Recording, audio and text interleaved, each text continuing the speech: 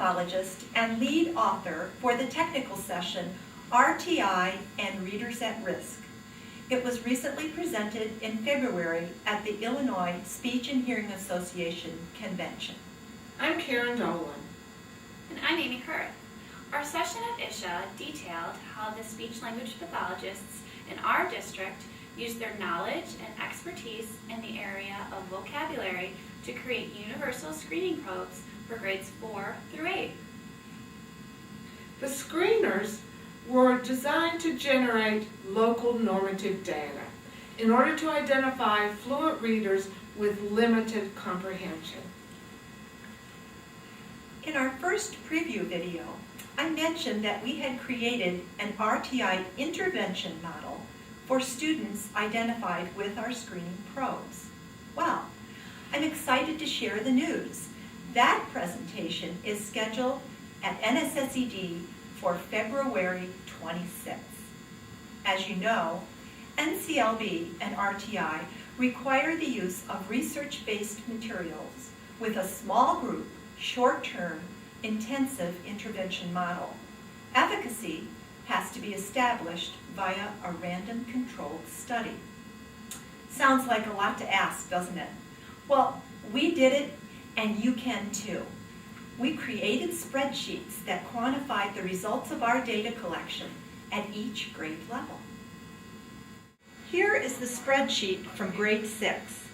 Using information from the vocabulary probe, CBM testing, maze, and NWEA maps, we identified students in the 10th to 25th percentiles who were not on IEPs. These became our rainbow children.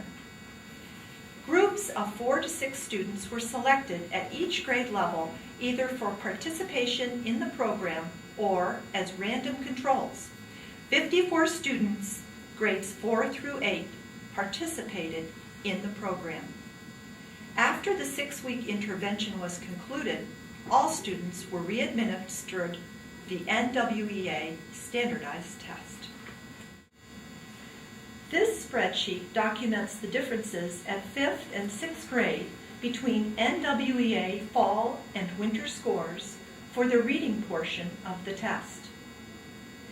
At the 5th grade level, the RTI instruction resulted in a group gain of 43 points, in contrast to the random control gain of 22 points. At the 6th grade level, the difference was even more striking. The RTI group gained 56 points versus the 7-point gain of the control group.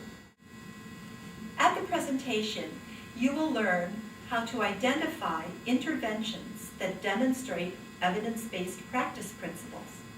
Secondly, you will learn how to select vocabulary for targeted intervention.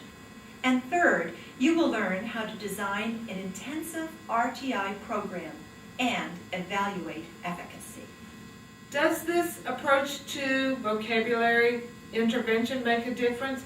We certainly think that it does.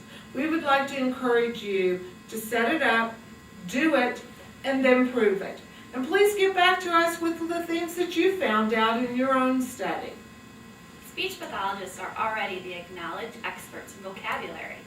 Once you have learned about our model, you can create and validate the efficacy of your own intervention plan in your own school district. Come join me as facilitator on February 26th for this NSSED-sponsored workshop. Download the flyer on the NSSED website for exact details. We look forward to seeing you there.